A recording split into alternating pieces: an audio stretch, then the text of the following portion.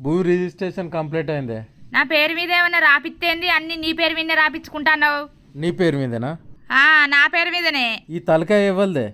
నాది. ఆ తలకాయలో పెట్టుకునే పాపడ బిల్లు ఇవ్వలదే. నీది. ఈ చెవులు ఇవ్వలే. నాయి. చెవులకున్న కమ్మలు బుట్టాలు ఇవ్వలే. నువ్వు ఏంచినాయి? ఈ ముక్కు ఇవ్వలే.